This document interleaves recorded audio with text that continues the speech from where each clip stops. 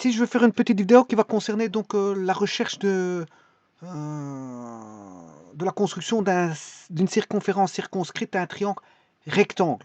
Alors, vous allez me dire, oui, mais c'est assez aisé de construire la circonférence circonscrite à un triangle rectangle. C'est vrai, mais peut-être que vous connaissez la méthode classique, c'est-à-dire au travers du tracé des médiatrices. Alors, sachez qu'ici, pour le triangle rectangle, il n'y a pas besoin de tracer comment on appelle ça, les médiatrices. C'est pas nécessaire. Alors, un point suffit, et c'est d'autant plus efficace parce que, pourquoi? Un point, si vous mettez un point et vous avez le centre de la circonférence, ça suffira pour tracer votre circonférence circonscrite au triangle rectangle. Un point suffira. Contrairement aux médiatrices, les médiatrices ramènent bien sûr des incertitudes. Vous devez tracer une première médiatrice, ensuite une seconde. La première déjà, hein, vous avez une incertitude sur voilà, le placement du milieu et sur la perpendiculaire. Ça fait déjà deux incertitudes. Mais généralement, la perpendiculaire, elle est bien faite. Mais là, il y a une petite incertitude sur le milieu. Et puis, vous devez faire une seconde médiatrice. Encore faut-il que la seconde médiatrice soit très bien placée au milieu et qu'elle soit, encore une fois, bien perpendiculaire. Donc, ça ramène, on va dire, quatre incertitudes. Deux incertitudes de placement de milieu et deux incertitudes de perpendicularité. Alors, ces quatre incertitudes font que les deux droites vont se joindre à un point qui est, je veux dire, qui n'est pas forcément le vrai point. Le vrai point. Alors, parfois, on dessine la troisième médiatrice pour contrôler si le travail des deux médiatrices a bien été fait, c'est-à-dire que les trois médiatrices doivent se couper en un même point. Alors, tout ça, c'est pour le triangle quelconque, mais on n'a pas le choix de faire ça. Donc, il y a deux incertitudes pour la première médiatrice, deux incertitudes pour la deuxième médiatrice et deux incertitudes pour la troisième médiatrice. Autant dire qu'il y a 6 incertitudes au niveau du tracé. Alors, pour éviter ça, quand vous devez faire la circonférence circonscrite à un triangle rectangle, plutôt que d'augmenter le nombre de cas d'incertitude, ben, un point d'incertitude va suffire par rapport à tous ces points d'incertitude, à toutes ces incertitudes. Si vous devriez le faire comme pour les triangles quelconques, c'est-à-dire par le tracé des médiatrices. Ici, je veux bannir le tracé des médiatrices, mais sachez que la méthode ici sera valable pour les triangles rectangles. Sera toujours valable pour les triangles rectangles. Alors sachez que je vais démontrer ça. Je vais le démontrer. Je vais vous montrer que bon, que cette méthode est très voilà, très simple à utiliser. Il y a juste une incertitude sur le milieu à placer. Vous devez placer un milieu. Une fois que vous avez placé votre point de siège du compas au niveau de ce milieu, s'il est bien placé, bon, normalement, tout devrait bien se passer. Encore faut-il avoir, bien sûr, il y a une seconde incertitude qui est l'écart, ou l'ouverture du compas. L'ouverture du compas, encore faut-il bien le placer sur un des points. Il y a deux incertitudes ici. Il y a le centre, et la seconde incertitude, c'est le placement sur un des points du triangle. Alors pour ça, voilà, ça c'est le tracé d'un... voilà, comment faire pour avoir le centre d'un triangle quelconque, le centre du cercle. C'est la circonférence circonscrite à un triangle quelconque. Le triangle quelconque s'appelle ABC. A, vous voyez la lettre ici A, la lettre C ici, le triangle, voilà, la lettre C. Alors voilà, j'ai tracé ici, donc j'ai mis des points, les voici. Je les ai mis de manière quelconque, hein. C'est pas un triangle rectangle, ni un triangle isocèle, c'est vraiment un triangle quelconque. Voilà, j'ai tracé, voilà, un triangle quelconque. Alors ce triangle quelconque, le voici. Alors une fois que vous avez fait ce triangle quelconque, bon, voilà, vous avez le segment BC, le segment CA, bien sûr, du polygone, hein, qui est un triangle ici, et le troisième segment. Alors, première des choses, je vais tracer la médiatrice par rapport au segment AB. Ça, il passe par le milieu de AB et perpendiculaire à B. La seconde médiatrice, ben, elle est perpendiculaire à AC et il passe par le milieu de AC. La troisième médiatrice, elle est perpendiculaire à BC et passe par le milieu de BC. Donc, il y a un invariant, c'est toujours la perpendicularité, puisque c'est une médiatrice, et il passe par le milieu. C'est un invariant. Alors, bien sûr, dans le triangle rectangle, je vais me servir de ce milieu. Il va passer au milieu, donc c'est un point milieu qui me se... Donc l'hypothèse, elle est connue, c'est que pour le triangle rectangle, je vais dessiner le cercle circonflexe à partir du milieu. Alors, une fois que vous avez fait ça, Ben, vous pouvez tracer le cercle. Pourquoi? Parce que vous avez l'intersection ici des trois médiatrices. Elles concourent en ce point-là qui est le point D. Voilà, point D. Je peux l'appeler O. Hein. Je vais essayer de l'appeler O. Voilà. O qui est le centre du cercle. Ça, c'est le centre du cercle circonscrit au triangle ABC. Et bien sûr, une fois que vous avez le centre, ben, vous pouvez tracer. Vous avez un point de passage suffit. Bon, il va passer dans les deux autres si vous avez bien fait votre travail. Si vous avez bien fait votre travail, ben, vous aurez ça. Alors maintenant, on va regarder ceci. Ça, qu'est-ce que c'est? Ben, c'est un rectangle. Je pars d'un rectangle. Alors, à partir d'un rectangle, je vais tracer le triangle circonscrit au rectangle. Alors, pour ça, qu'est-ce que je fais? Ben, vous aurez compris, je place un point.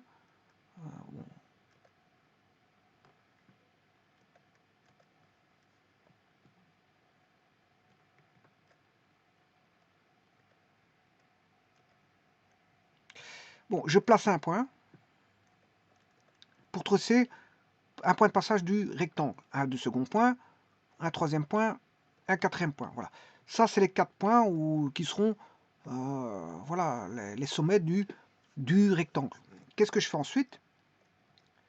Je trace un polygone, voilà, qui est le rectangle. Alors, je rappelle que c'est un parallélogramme dont les côtés sont parallèles. Les côtés sont pas. Un parallélogramme, c'est deux côtés parallèles 2 à 2. Or, le rectangle est un parallélogramme parce que le rectangle possède les propriétés du parallélogramme. Par hiérarchie, les propriétés hiérarchiques du rectangle descendent de celles du parallélogramme. Or, le parallélogramme, ses propriétés, c'est deux côtés parallèles 2 à 2. Donc, le rectangle, c'est deux côtés parallèles 2 à 2, si ce n'est qu'il a 4 angles droits. Donc, prenons ça voilà, ici, on a les segments. On a le segment DA, segment BA du polygone, le segment ou AB, hein, et là c'est le segment BC, et dernièrement un segment qui est DC. Voilà. Alors maintenant, qu'est-ce que je fais? Je trace une diagonale. Pourquoi? Parce que je vous viens de vous dire que le rectangle c'est quelque part un parallélogramme spécial avec 4 angles droits. Alors on sait bien que si je vais rechercher les propriétés du parallélogramme, les diagonales d'un parallélogramme se coupent en leur milieu. Eh bien, comme le rectangle est un parallélogramme spécial, ben, les diagonales se coupent en leur milieu. Donc je trace une première diagonale et je trace une seconde diagonale. Voilà. Et ils se coupent en leur milieu. Et le milieu, c'est voilà, le point que je peux appeler M. Voilà. C'est le point M, ce qui est le milieu, et se coupent en leur milieu. Les diagonales se coupent en leur milieu. Alors, une fois que j'ai ceci, ben, je peux tracer un cercle, voilà, où M est le centre. Le milieu est là, c'est le centre. Hein, je peux même l'appeler O, O pour centre du cercle circonscrit au rectangle. Voilà. Donc, les diagonales font en sorte que l'on a un triangle circonscrit au rectangle. Alors, sachant cela, vous regardez bien maintenant, il y a, je vous rappelle qu'un triangle rectangle, c'est la scission en deux, à partir d'une diagonale, de deux triangles qui seront rectangles.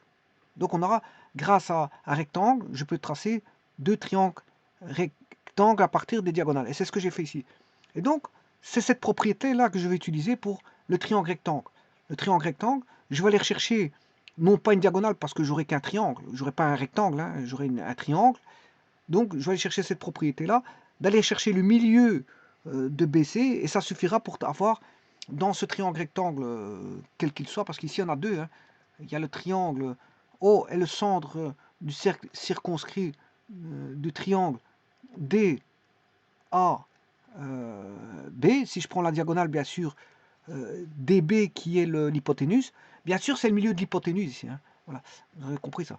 Donc là, vous aurez compris que je peux tracer par rapport à un triangle rectangle, je peux tracer comment est-ce qu'on appelle ça, un cercle circonscrit au triangle rectangle, où il suffit de mettre la pointe sèche du compas sur le milieu de l'hypoténuse, et ça suffit. Bon, maintenant, il y a un second triangle, bien sûr, parce que j'ai divisé le rectangle en deux triangles rectangles.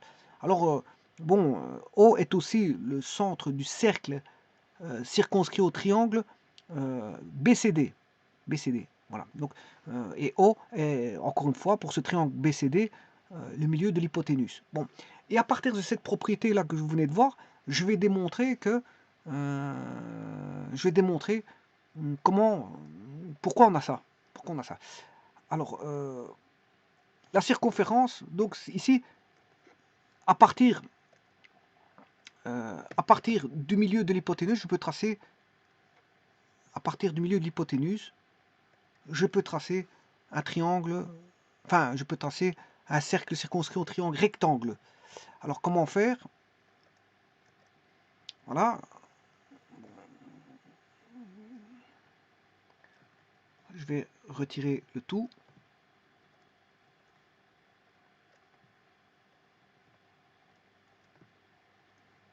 Alors, comment faire? Alors, je vous ai dit, là j'ai un triangle rectangle, je vais construire un triangle rectangle, c'est le triangle rectangle qui est dénommé ABC. A, B, C. Alors je crée le milieu M, et à partir de là, j'ai directement le centre, et je le fais passer par les points ABC. Alors comment je vais démontrer ça? Pour démontrer ça, je vais créer un segment ici. Alors je veux dire pourquoi je fais créer un segment là. C'est la démonstration qui va vous la dire. Voilà, l'hypothèse c'est que M est milieu de BC. Bon, ça veut dire que c'est là où je vais mettre ma pointe sèche du compas. Je vais la mettre ici en M pour tracer mon cercle en rouge. Alors, comme M est milieu, qu'est-ce que je peux dire? M est milieu de BC. Ça, c'est l'hypothèse. Donc, on va tracer son cercle circonscrit au triangle ABC par rapport au milieu de ici BC. Donc, ici, vous aurez le point B. Ici, vous avez le point C. Bien sûr, le point A, il est là-bas, à droite. Donc, vous avez le triangle ABC. Donc, la première chose que je peux dire, c'est que, comme M par hypothèse, bien sûr, qu'est-ce qu'il faut démontrer? Il faut démontrer ceci.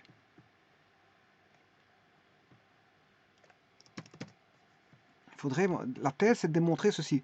C'est-à-dire que MB égale MA égale MC. En d'autres termes, c'est ceci. C'est de dire que ici, on a MA, enfin MB est égal à MA. Voilà, est égal à... Enfin, MA, il est là. MA est égal à MB est égal à MC. Et ça constitue un rayon, qui est le rayon du cercle circonscrit. Voilà. Alors, rayon, c'est facile. Hein. Pourquoi? Parce que un rayon, c'est quoi? C'est le lieu. Un cercle, c'est le lieu des points équidistants. C'est le lieu des points situés à une égale distance d'un point fixe appelé le centre. Le centre, ici, c'est M. Voilà.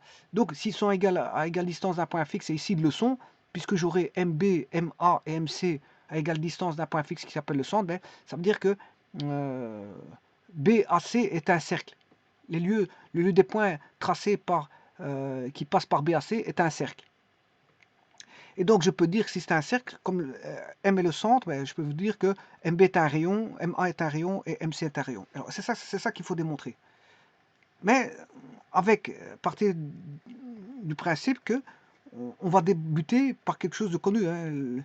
Qu'est-ce qui est connu?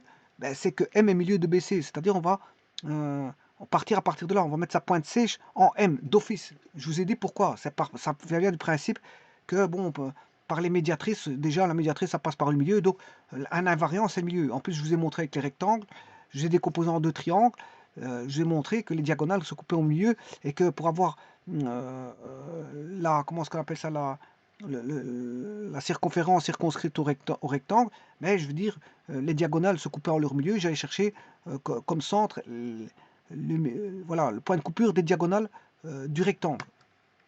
Donc, vous aurez compris que je passe par un milieu de l'hypoténuse ici. C'est ça que ça veut dire. Je passe par un milieu d'hypoténuse. Bon, si vous avez compris ça, comment va se faire la démonstration? Ben, la démonstration va se faire par transitivité. Par transitivité. Transitivité. Alors, il y a quelque chose que l'on sait dans les démonstrations, c'est que M est milieu, hein. Bon, ça, M est milieu, tout le monde peut trouver ce que ça veut dire. Ça veut dire que la longueur MB égale la longueur MC. Ouais, ça, c'est par hypothèse, hein, je n'ai rien inventé. C'est l'hypothèse. Comme je démarre le centre du milieu, pour tracer le centre du cercle circonscrit, ben, je peux dire que ben, ça, c'est une hypothèse, hein. Donc j'ai déjà l'égalité, elle est presque faite, hein. Il y a une triple égalité, mais il y en a déjà deux qui sont faites. Alors comment je démontrer la triple égalité? Ben, tout simplement par transitivité, par la relation de transitivité. Alors là, la relation de transitivité, la voici. Si voici MB, est égal à MC, et c'est le cas par hypothèse, hein, par hypothèse MB égale MC, et que MA, que voici, est égal à MC, ben, ça veut dire que, alors par transitivité, alors MB égale MA égale MC. Et là, ça veut dire qu'ils sont équidistants, ils ont même distance, donc équidistants par rapport à M, donc M étant le centre, donc en fait, ça constitue un rayon. Alors, il suffit juste de démontrer ça. Alors, comment démontrer ça? Eh bien, à ce moment-là, je vais faire appel à ce qu'on appelle la ligne moyenne. La ligne moyenne, voilà, généralement, quand vous tracez des, des droites parallèles aux bases, qui passant par le milieu de l'hypoténuse, eh bien, fatalement, vous allez couper au milieu de AC, le milieu de AC, la droite parallèle à B, la droite parallèle à BC passant par D. Alors, D, je vais vous montrer où ce qu'il est.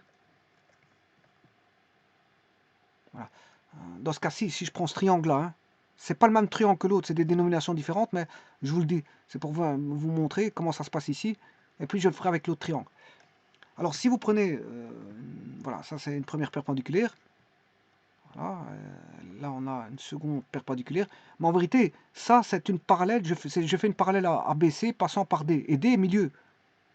Voilà, je peux dire que D est milieu, alors D je peux, je sais pas si je peux changer, voilà, je vais changer M, voilà, M, voilà, je prends M pour milieu.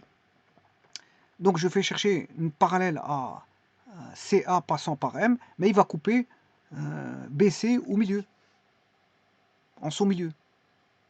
Donc si vous voulez, l'intersection que vous allez avoir ici, l'intersection entre ce segment et ça, voilà, ça c'est un point milieu. C'est un point milieu.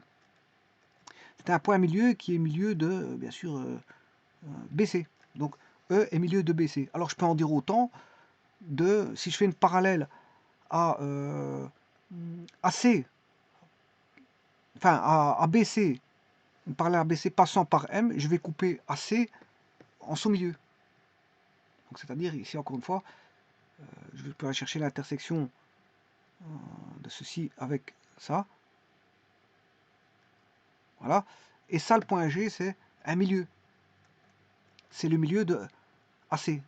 Pourquoi? Parce que c'est la propriété de la ligne moyenne. Quand vous avez un... si je mets je fais passer par un milieu...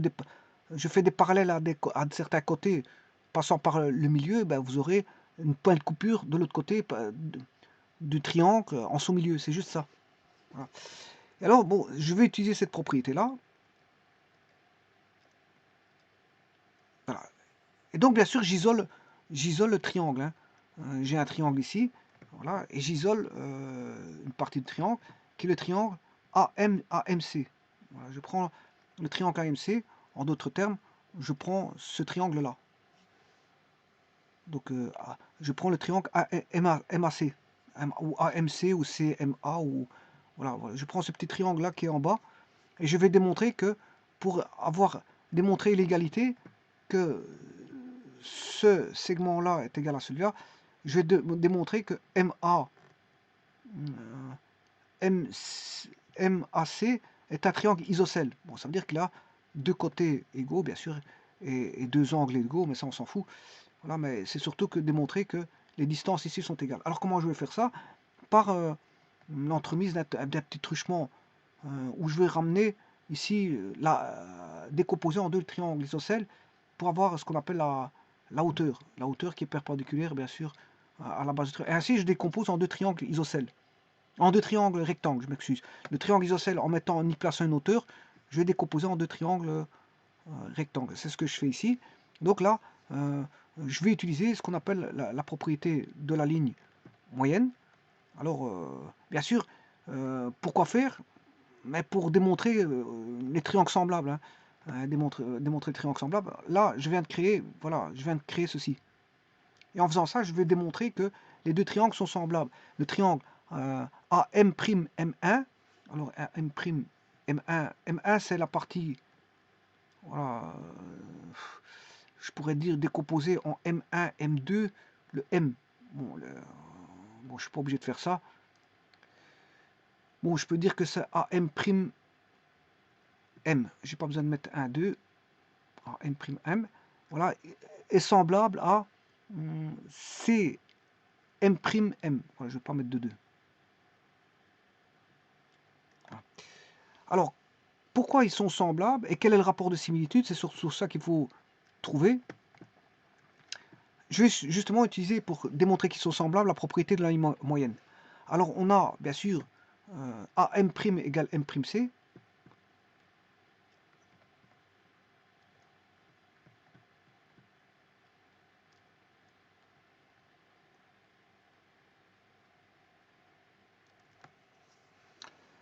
AM' est égal à A'C.